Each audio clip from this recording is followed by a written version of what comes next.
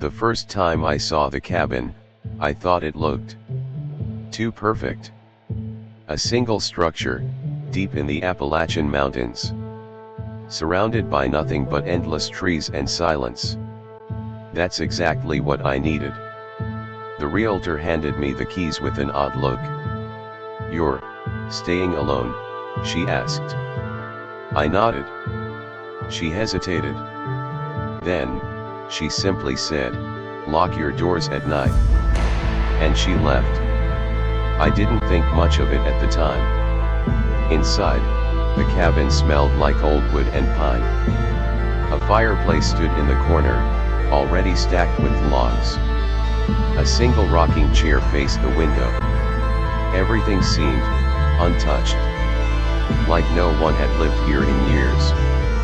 But I ignored the unease creeping into my chest. I unpacked, made a cup of tea, and settled into the rocking chair. I watched the sun sink behind the trees, turning the sky into deep shades of orange and red. The quiet was comforting.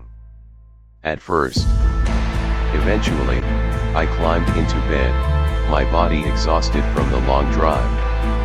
As sleep pulled me under, I remember thinking, "This place is perfect." Then, at exactly 3:13 a.m., I woke up.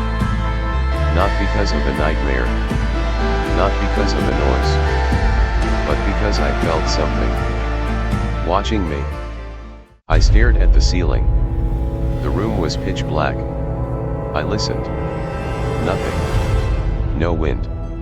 No crickets. No movement outside. Just silence. Then, just as I turned onto my side, a whisper from the dark corner of my room. "Are you awake?" A chill ran down my spine. I held my breath. Had I imagined that? My heart pounded.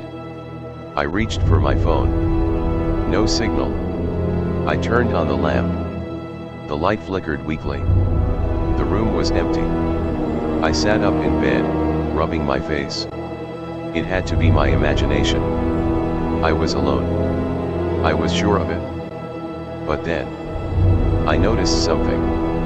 My bedroom door. It was open. Just a crack. I was sure I had closed it before I went to sleep. "I see you." My stomach dropped. This time, the voice was closer. Right outside my bedroom door. I turned toward it. My heart was pounding so hard it hurt.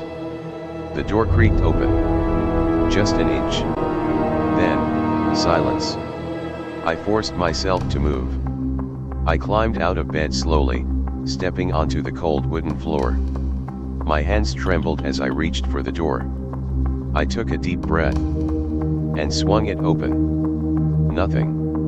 Just the dark hallway. The front door was still locked. The windows were closed. But something wasn't right. Then, I saw it. A handprint.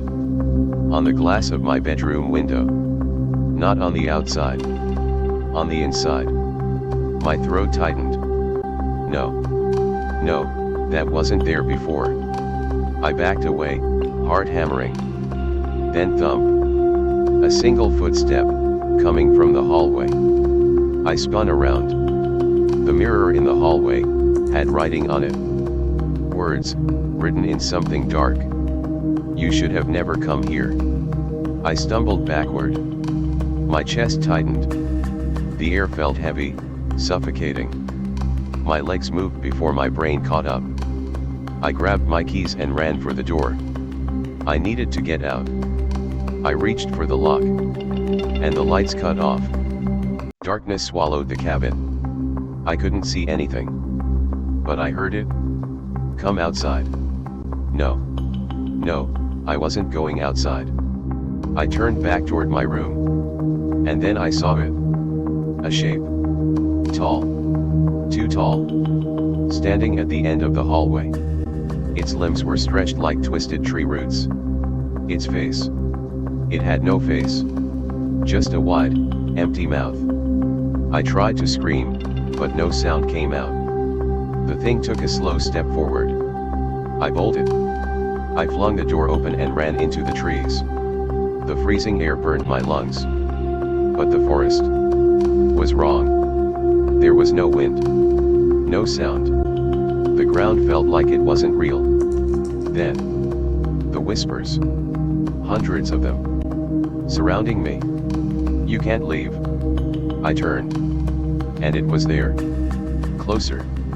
Smiling. My vision blurred. The world spun. And then, I woke up. The sun was rising. The cabin was gone.